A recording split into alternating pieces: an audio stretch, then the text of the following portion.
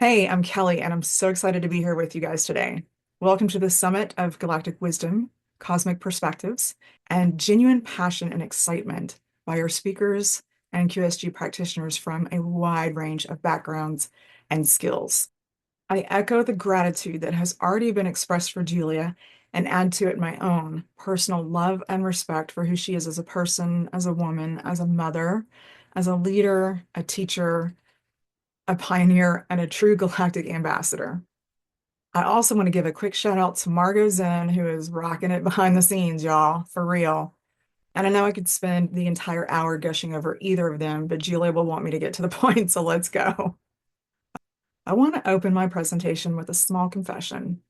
Since the topic of dogma is part of this presentation, I've included the number one question you can ask to uncover dogma, whether it's yours or someone else's. And that question is, am I willing to be wrong? While putting my notes together about this topic of UAPs and disclosure, given all of the recent hype and surge in information and congressional hearings and all of the media coverage, the declassified documents, the secret, not so secret government programs, all of the blitz that we've been seeing and witnessing in recent years, and especially recent months, building up to this almost feels like a critical mass point. So, among other things, when considering this in the wider scope of what this could mean to our space friends, the galactic astrology community, and humanity as a whole. In doing all of this, for some reason, I was randomly inspired to test this question on myself. So, which I think is very fitting to demonstrate the point of what we're talking about today, because if I can't practice it, I shouldn't be talking about it, right? Quick side note, my journey to becoming a believer began slowly around the early 2000s. And somewhere around 2009, I had one of my earliest direct, like personal experiences of directly communicating with what I now understand as cosmic beings. Since then, I have had countless amazing conversations and interactions with these intelligences outside of myself. I call them my space friends. And when I'm doing readings, I call them my star guides. So back to my confession. When I reached the section of my notes about dogma, for some reason I asked myself, am I willing to be wrong about their existence, talking about my space friends? And my immediate response was no. I don't want to be wrong about my space friends. They're my space friends. They're real for me. I've had real experiences that I can't explain any other way. But when I asked myself that question, am I willing to be wrong about my space friends and their existence? My immediate response was no, followed pretty quickly with uh-oh, because I knew that response was problematic. Later in the presentation, I'll explain why I recognized that response was problematic given the topic we're going to cover today. And I'll also give you a little insight about how I worked through that response, that no, I'm not willing to be wrong. I had a clarifying realization following that. So I think that's very important to share with you guys. When Julia offered us this opportunity to present for a topic for 2025, here are the first transits that stood out to me as far as energies and opportunities to open the year with. First thing I saw was Jupiter retrograde in Gemini, which started in October 9th of 2024 and will go on through February 4th. Some of the themes here could include rethinking, reviewing, revisiting, revising beliefs, paradigms, ways of thinking, philosophies, worldviews, and dogma, religious or otherwise. Then we have Jupiter retrograde conjuncting Aldebaran, or Aldebaran, depending on how you say that. The dates I have for that are January 5th through March 6th. This will include themes of revisiting diplomacy, reconsidering balanced positions, cooperative approaches, everything in alignment with heart-centered solutions. Aldebaran really encourages us to be compassionate with ourselves and others as we experience these paradigm shifts that we'll talk about, and offering heart-centered responses. So at the same time, Jupiter in retrograde will oppose Antares during those same dates, which gives the opportunity to rethink personal strategies and strategic alliances, and also gives a boost for strategic problem solving and paradigm shifting. And it will also touch on free will and personal responsibility. I just did a video on Antares and how they are protectors of free will, which leads very well into the Chiron in Aries conjuncting Tau Ceti from around January 1st to February 5th, depending on where you're at. Whenever I think of Tau Ceti, I think of the reversal of mind control. So with this conjunction, Chiron and Aries especially, what comes through are themes like clearing false paradigms, reclaiming sovereignty, that's that Aries vibration, healing from collective gaslighting, Tau Ceti, reversing mind control, and healing coerced decisions or gaslighting. Really big stuff and a great way to open the year. Then we have Uranus entering Gemini later in the year, giving it its own slide because Uranus.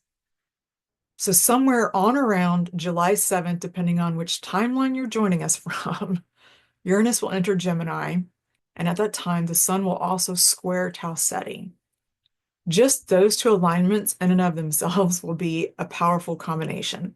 But then we also have Pluto in Aquarius, and somewhere in this whole mix, there's a trine of ideas, as I've heard Pam Gregory talk about it, which will be the early degrees of Libra. So you have air, trining air, trining air. So with Uranus entering Gemini, the theme that I have is grab your hats and hold your ass. We're going quantum. Seriously. Uranus and Gemini could exponentially increase the amount of information overload, or it could help us finally kick some of those lingering false paradigms that need to go, or it could jolt us into higher state of perspectives that allow us to ignore the gobs of irrelevant content that we are bombarded with. Yay!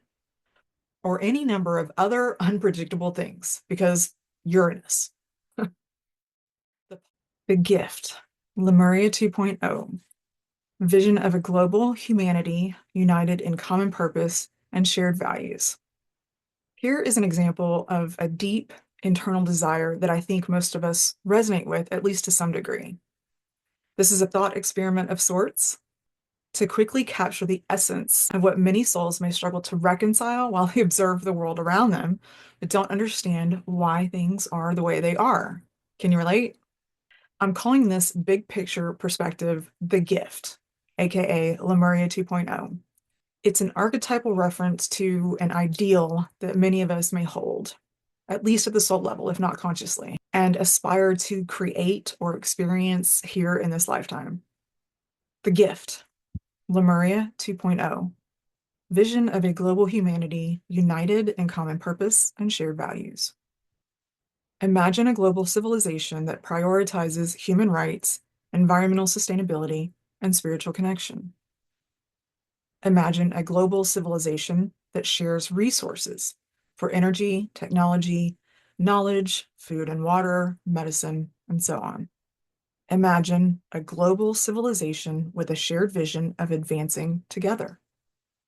Now, holding to this vision, imagine also that this civilization doesn't always get along, doesn't always agree on the same method or approach, and doesn't always understand the quote other side or share the other's frame of reference.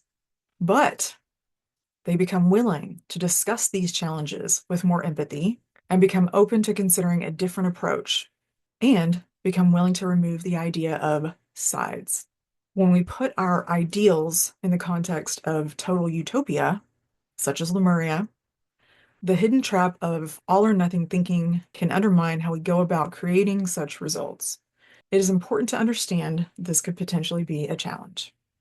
But if our collective starseed mission is to integrate, then we must overcome what separates us. This requires a willingness to investigate our own biases and paradigms as much as our desire to know the true intentions of others. So what are some of the things that get in the way, and how do we bridge that gap? Disclosure and the tactical release of information. The current landscape of disclosure poses an important question. Are we witnessing true disclosure or merely the acknowledgement of what can no longer be hidden? Recent developments here in the US include a couple to 3 congressional hearings in recent years where the following terms were entered into official record: interdimensional beings, hybrids, mind-body connection, and non-human intelligence, just to name a few. This level of public engagement suggests a shift in the collective discourse. This topic extends beyond just the UAP phenomena. It touches on how information is managed and released in our modern age. Not just this, but also how we consume and interact with this information as well. This creates an interesting dynamic where disclosure often seems to follow public awareness rather than lead it, suggesting that perhaps some revelations come not from a place of transparency, but from the impossibility of maintaining previous levels of secrecy in our highly connected world. Would you agree?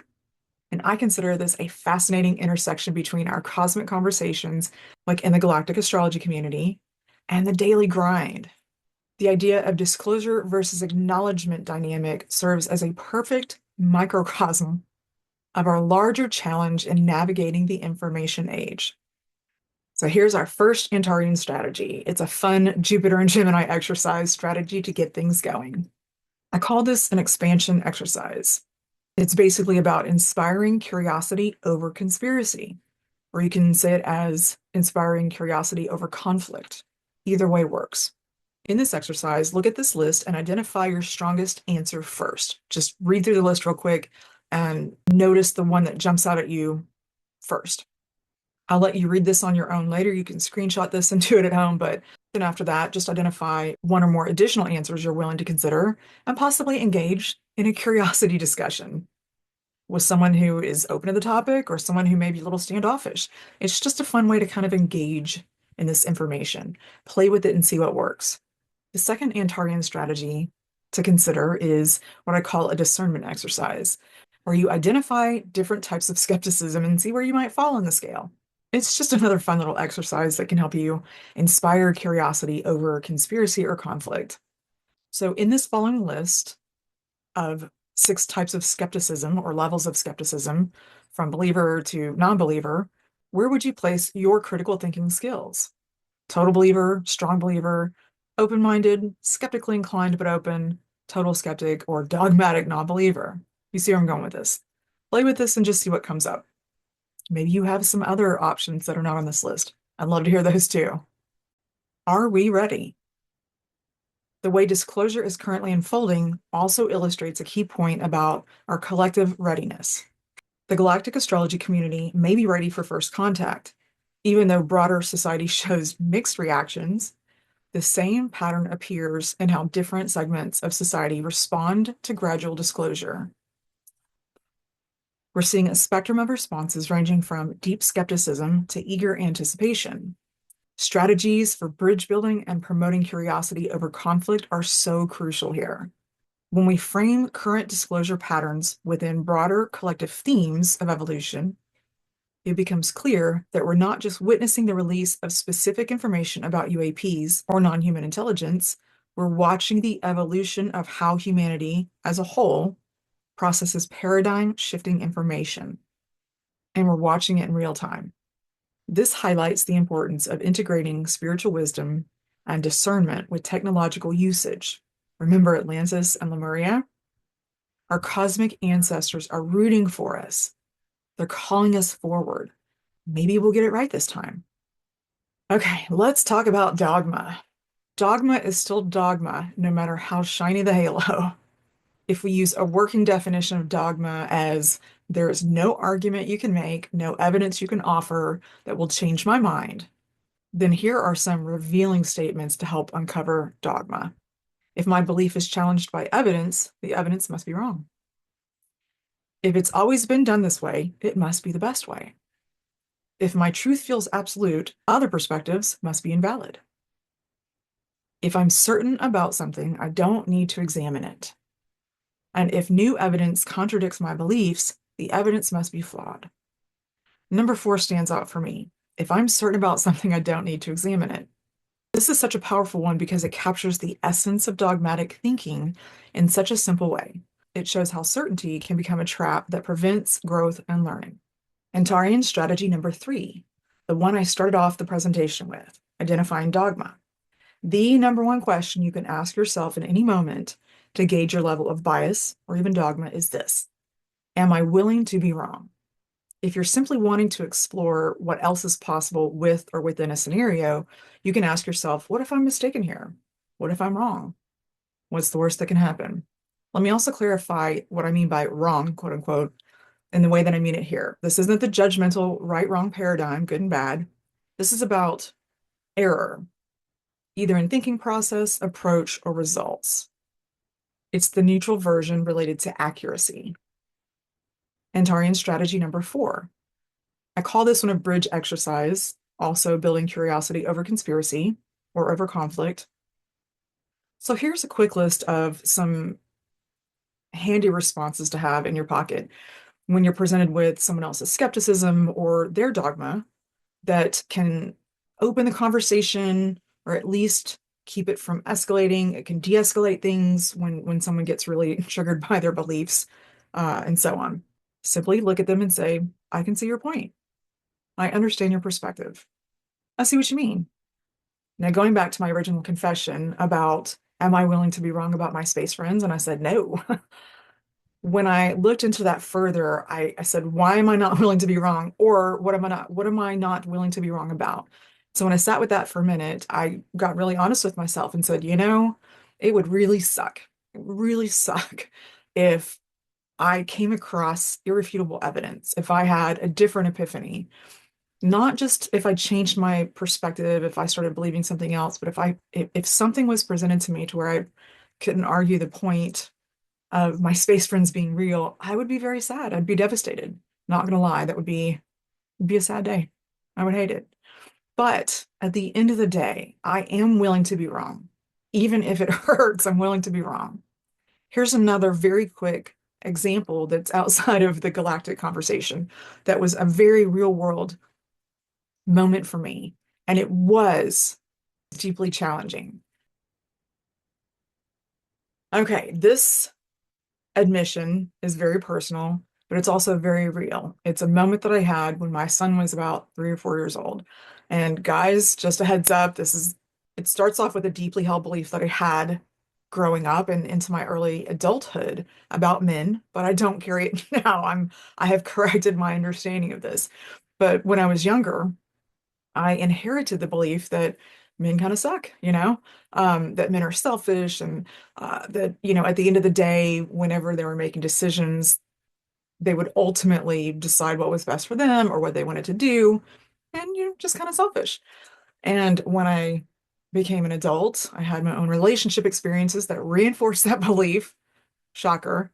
And so I just had this belief, not that I hated men, it was just that, ultimately, when it came down to it, men were kind of selfish. That was the belief, that they didn't necessarily have the same feelings as women or didn't feel as deeply. You get the idea.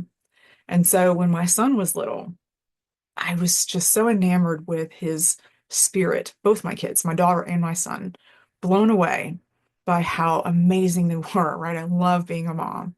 Um, but I remember this moment I was loving on my son and just watching him and being so in awe with how big his heart was, his compassion, and just how much joy he lived with and shared with the world. And without realizing this was just, I was having a mom moment, right? Nothing, my thoughts weren't going about anything specific. But as I'm just loving on and admiring and adoring my son, this thought came in the back of my head out of nowhere, out of nowhere, kind of like the random thought that I started this presentation off with. But this thought crept in the back of my head, and it was this: at what point will my son become just another selfish asshole? No offense. And the instant that thought came up, I was like, no, no, no, no. Like, where is this coming from? Like, what's happening? No. So I had obviously a strong reaction to that and I had to stop and go, wait, what is going on? And I realized that I had two completely conflicting beliefs coming up. Cognitive dissonance is the word for that, right? But it was very, very strong. And I realized I held two fundamentally different beliefs.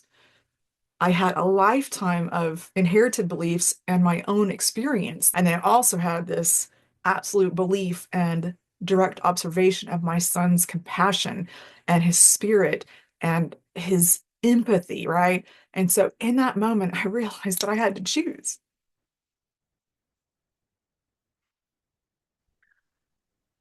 Everything in me said, my son is not. In that moment, I realized I had to choose one of those because I couldn't move forward with both of those beliefs. One of them wasn't right. One of them wasn't true.